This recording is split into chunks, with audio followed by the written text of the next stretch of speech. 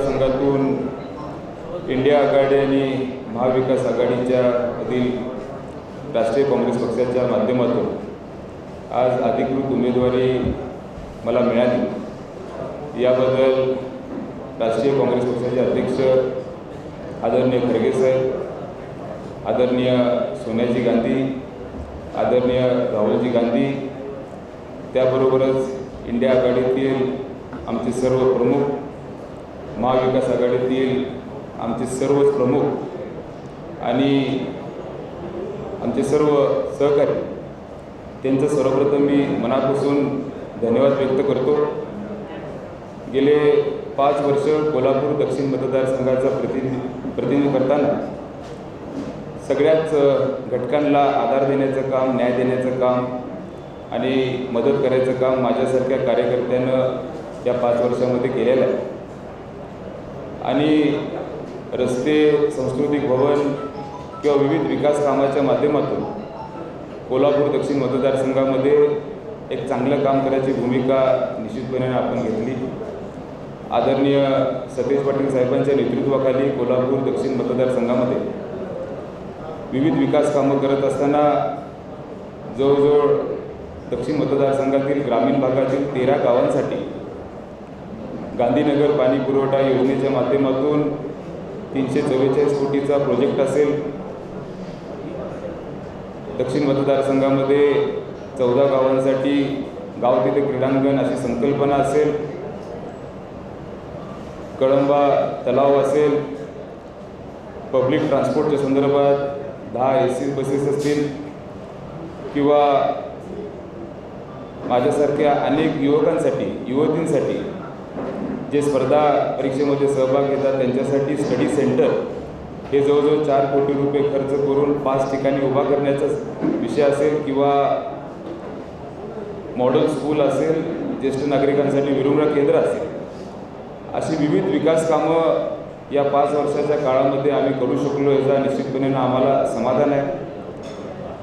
जवळजवळ 750 कोटीहून अधिक कामं आज आमच्या कोल्हापूर दक्षिण मतदारसंघामध्ये आम्ही केली आणि मला निश्चितपणे विश्वास आहे की या 5 वर्षामध्ये विविध विकास कामं करत असताना कोल्हापूर दक्षिण मतदारसंघातील प्रत्येक नागरिक हा माझ्यासारख्या तरुण कार्यकर्त्याच्या मागं ठामपणे उभा राहणार आहे आणि या निवडणुकीमध्ये प्रत्येक घटक हा माझ्यासारख्या कार्यकर्त्याच्या मागं राहून मला आशीर्वाद देईल हा विश्वास व्यक्त करतो।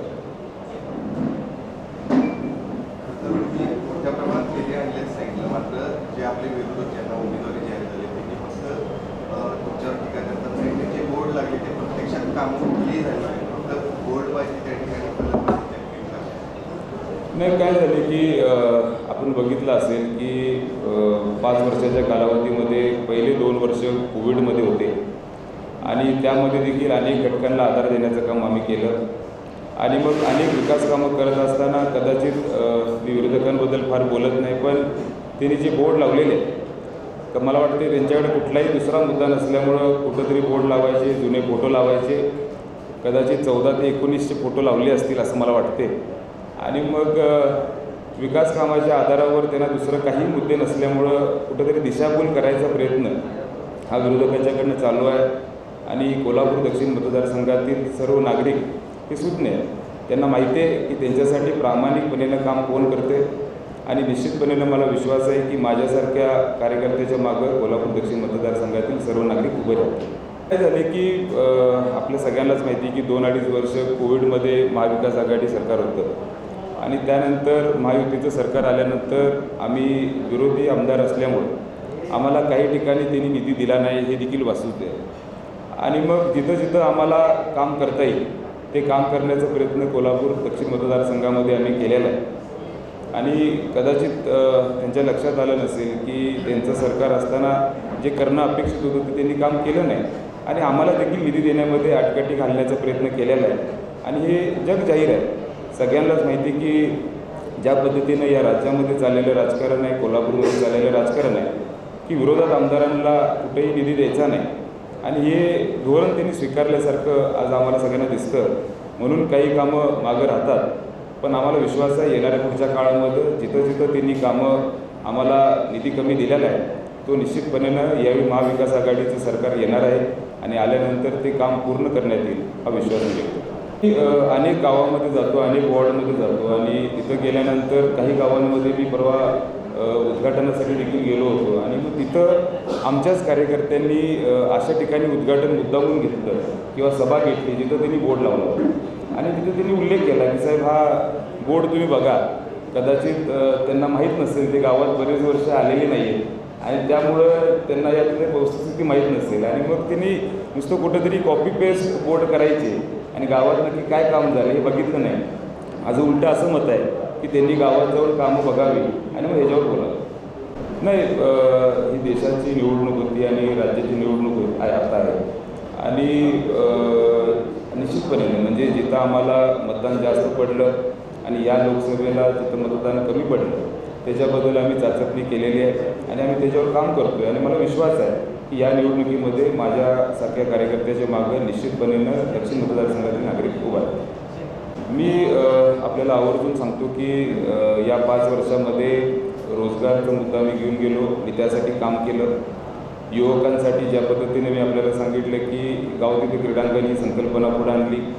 युवक युवतींसाठी आपण स्टडी सेंटर्स उभा केले आणि मग ज्या पद्धतीनं कोल्हापूरचे अनेक इन्फ्रास्ट्रक्चरचे विषय असतील किंवा येणाऱ्या काळामध्ये कोल्हापूरला कशा पद्धतीनं अजून प्रशस्त काम करता येईल या पद्धतीचा माझा प्रयत्न राहणार आहे. आणि मग अनेक विषय जे प्रत्येक घटकाला म्हणजे आज आम्ही महिलांसाठी मोठ्या प्रमाणात स्किल ट्रेनिंगचं काम करतो आहे. जवळजवळ 2,500हून अधिक महिलांसाठी आम्ही स्किल ट्रेनिंगचं काम केलेलं आहे. आज आपण बॅकवर्ड लिंकेज आपण जे करतो ते आता फ्रंटवर्ड लिंकेज करणार आहे आणि मग त्या पद्धतीनं महिलांसाठी देखील अनेक उद्योग उभा करायचा प्रयत्न येणाऱ्या काळामध्ये असणार आहे. आणि ज्या पद्धतीने विरंगुळा केंद्र आम्ही 2 एकरमध्ये साळोटी नगर परिसरामध्ये उभा केलं त्या पद्धतीची विरंगुळा केंद्र देखील अनेक ठिकाणी आमचे सर्व ज्येष्ठ नागरिकांना त्यांच्यासाठी उभा करण्याचा प्रयत्न माझा राहणार आहे. आणि मग त्याबरोबर अनेक वेगळ्या पद्धतीचे आमचे विजन आहे ते निश्चितपणे येणाऱ्या काळामध्ये आपल्याला जसं पुढं जाईल तशा पद्धतीने आपल्याला सांगणार आहे.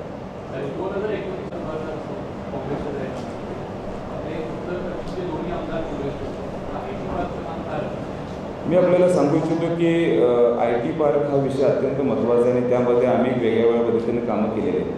आज खरं म्हणजे आपल्याला मुद्दामून मी कुठल्या कंपनीचं आता नाव घेणार नाही, पण एक कंपनी आहे जी कंपनीला 1 वर्ष काही परवानग्या मिळत नव्हत्या आणि त्या कंपनीमध्ये त्यांना परवानगी मिळवण्यामध्ये मदत केलेली आहे.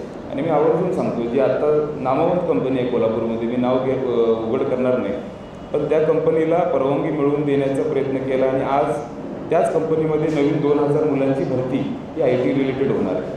सांगण्याचा उद्देश एवढाच आहे की एक्झिस्टिंग ज्या कंपनी आहेत या कंपनी जगल्या पाहिजेत, त्या वाढल्या पाहिजेत, यासाठी सातत्याने आमचा प्रयत्न सुरू आहे. दुसऱ्या बाजूला शेंडाबाग परिसरामध्ये जवळजवळ 75 एकर जागा ही ॲग्रिकल्चर युनिव्हर्सिटीला अलॉट केलेली आहे आणि आम्ही मंत्रालयामध्ये त्याची मीटिंग झाली. आम्ही एक त्यांना विनंती केलेली आहे की ती जागा कोल्हापूरच्या बाहेर तुम्ही ॲग्रिकल्चर युनिव्हर्सिटीसाठी द्यावी, कारण जेव्हा ॲग्रिकल्चर युनिव्हर्सिटीला अलॉट केलेली जागा होती शेंडा पार्कमध्ये तेव्हा कोल्हापूरचा विस्तार तेवढा झाला नव्हता. आणि मग येणाऱ्या काळामध्ये ही जागा जर आपण कोल्हापूरच्या शहरालगत कुठेही ग्रामीणमध्ये जरी दिली तरी चालू शकते आणि ती 75 एकर जागा ही IT पार्कला MIDCच्या तत्त्वावर, जसं MIDCच्या धर्तीवर आपण इन्फ्रास्ट्रक्चर डेव्हलप करतो, MIDCच्या रेट जसं आपण कमी देतो त्या पद्धतीने ह्या येणाऱ्या IT कंपनीजना कोल्हापूरमध्ये जर इन्व्हाइट करायचं असेल तर त्यांना कुठंतरी दर कमी देऊन जागा द्यावी लागेल, इन्फ्रास्ट्रक्चर द्यावं लागेल आणि अशा पद्धतीचं प्रपोजल आज शासनाकडे देखील आम्ही दिलेलं आहे. मंत्रालयामध्ये तिची मीटिंग झाली आहे. मला विश्वास आहे की आमचं सरकार आल्यानंतर तुरंत यावर आम्ही मंजुरी घेणार आहे आणि येणाऱ्या कोल्हापूरमध्ये जे IT कंपनीज इंटरेस्टेड आहेत त्यांना आम्ही इन्व्हाइट करतो. मतदारसंघामध्ये जेवढं काम करेल तेवढं पण कमीच असतो, कारण माझा कोल्हापूर दक्षिण मतदारसंघ हा शहर आणि ग्रामीणमध्ये विभागला गेला आहे. शहरामधले प्रश्न वेगळे आहेत, उपनगर मोठ्या प्रमाणात वाढत चाललेले आहेत, ग्रामीणमधले प्रश्न वेगळे आहेत. शहरामध्ये उपनगरामध्ये आम्हाला अजून चांगल्या पद्धतीचं इन्फ्रास्ट्रक्चर करावं लागेल. मी थोडं अर्बन डेव्हलपमेंटच्या संदर्भात अर्बन प्लॅनिंगमध्ये थोडं लक्ष घालून मी त्यात काम केलेलं आहे आणि मग येणाऱ्या काळामध्ये पहिलं मूलभूत सुविधा जसं ग्रामीणमध्ये आपण पाण्याची सुविधा आपण जशी ज्या पद्धतीनं लोकांना मदत करण्याचं धोरण आपण स्वीकारलं, कारण त्यामुळं अनेक गावांमध्ये उदाहरण उसगाव असेल, पाचगाव असेल, गांधीनगर असेल, मोरेवाडी, आरकेनगर हा सगळा जो परिसर आहे तिथं 3 दिवसातून एकदा पाणी येतं अशी परिस्थिती.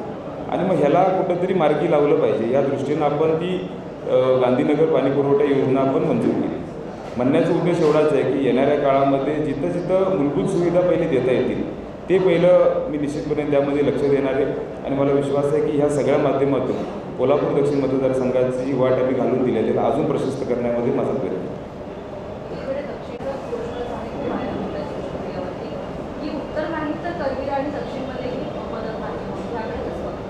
मला वाटते त्याचं उत्तर बंटी साहेबच आपल्याला देते, त्याबद्दल मी फार बोलणार नाही. दक्षिण मतदारसंघातील प्रश्नाचे उत्तर नक्की की आमच्याकडे पूर्ण ती जी लिस्ट आहे रोजगाराच्या संदर्भात मी तुम्हाला खाजगीमध्ये याविषयी दाखवतो. कारण ज्या मुलांना आम्ही वेगवेगळ्या कंपनीजमध्ये नोकरी दिलेली आहे त्यांचे नाव एक्सपोज करणं आत्ता चुकीचं आहे. वेळ आल्यानंतर मी ते नाव नक्की सांगेन तुम्हाला.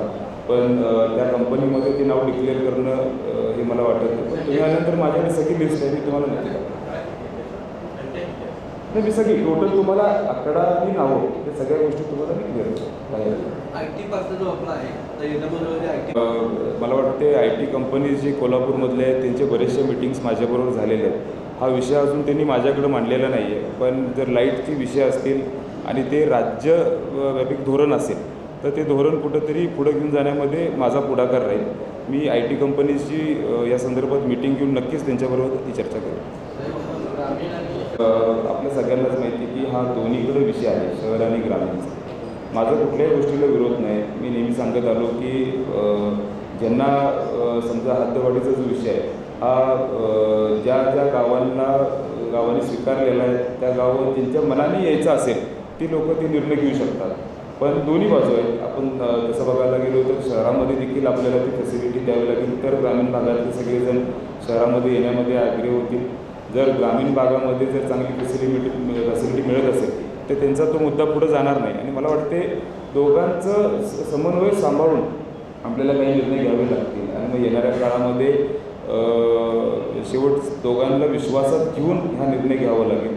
आणि मला विश्वास आहे की येणाऱ्या काळामध्ये निश्चितपणेनं आम्ही त्याच्याबद्दलची काही बैठका घेऊन त्यावर चर्चा करू. दोन्ही पूर्णपणे विश्वास आहे. मी या 5 वर्षामध्ये दक्षिण मतदारसंघातील सर्व नागरिकांची सेवा करायचं काम केलेलं आहे. आणि मी नेहमी सांगतो की त्यांचा आमदार हा प्रामाणिक आहे. नेहमी लोकांना आधार देण्याचा प्रयत्न, लोकांना मदतीची भूमिका. ज्यावेळी कोविड संकट आलं तेव्हा लोकांना मदत केली. 5 वर्षामध्ये वेगवेगळ्या घटकांना मदत केली, समाजाला मदत केली. आणि मला विश्वास आहे की युवक युवती असतील, ज्येष्ठ नागरिक असतील, माता भगिनी असतील हे नक्कीच या निवडणुकीमध्ये मोठ्या मताने मला आशीर्वाद देतील. आणि मागच्या वेळेपेक्षा जास्त मताधिक्य हे माझ्यासारख्या कार्यकर्त्यांना मिळेल हा विश्वास आहे. उपनगर हे मोठ्या प्रमाणात वाढत चाललेलं आहे. आपल्या सगळ्यांना मी मगाशी देखील सांगितलं की सातत्यानं उपनगरामध्ये इन्फ्रास्ट्रक्चरच्या दृष्टीनं काम करावं लागेल. मी महाविकास आघाडी असताना काही प्लॅनिंग केलं होतं. माझ्याकडं अजून त्याचं प्रेझेंटेशन आहे, मी नक्की आपल्याला खाजगीत दाखवेल. त्यामध्ये उपनगर असेल, ग्रामीण असेल ह्याच्याबद्दलचं इन्फ्रास्ट्रक्चर हे कशा पद्धतीने असलं पाहिजे याचं प्लॅनिंग केलं होतं. निधी आम्ही सुरू केला होता पण दुर्दैवानं आमचं सरकार गेल्यामुळं महायुतीनं आम्हाला म्हणावं तसा निधी दिला नाही. मला विश्वास आहे की उपनगरामधले सगळे रोड्स किंवा वॉटर चॅनल्स असतील, गटर्स असतील हे पहिलं पूर्ण करावे लागतील. आपण पहिले रस्ते करतो तर त्याच्याऐवजी पहिले गटर करावे लागतील जेणेकरून रस्ते टिकतील. आणि मग येणाऱ्या काळामध्ये पहिले उपनगरातले सगळे ड्रेनेजचे इश्यूज असतील किंवा गटर असेल, रस्ते असतील, ही मूलभूत सुविधा ही माझ्याकडनं त्याला प्राधान्य दिलं जातं. हा भागात काय धार्मिक स्थळ आहेत, सगळे आहेत, कचेरीमध्ये आहे. आता ग्रामीण भाग आहे आणि शहरात आता 11-11 मोठे अपार्टमेंट राहिले, तिथं ड्रेनेजचा प्रश्न आहे. ह्यासाठी खरंच जास्त बजेट पाहिजे किंवा असं नाही वाटतं? नक्कीच मला असं वाटते आदरणीय सतीश पाटील साहेबांच्या नेतृत्वाखाली महानगरपालिकेमध्ये अनेक बैठका आम्ही घेतल्या. त्यामध्ये देखील आम्ही त्यांना सूचना दिली की कोल्हापूरच्या कन्स्ट्रक्शन मोठ्या प्रमाणात वाढत चाललेलं आहे. आणि मग ड्रेनेजचं मॅपिंग हे पॉप्युलेशन वाईज केलं पाहिजे. आज कोल्हापूरमध्ये बघितलं तर मोठ्या प्रमाणात आपल्या सगळ्यांना लक्षात येत असेल की TPच्या माध्यमातून परवानगी दिलेली आहे. आणि मग येणाऱ्या काळामध्ये ह्याचं मॅपिंग असावं या दृष्टीनं आम्ही प्लॅन करतो. आणि ड्रेनेजसाठी अजून निधी हा आम्हाला निश्चितपणे लागेल.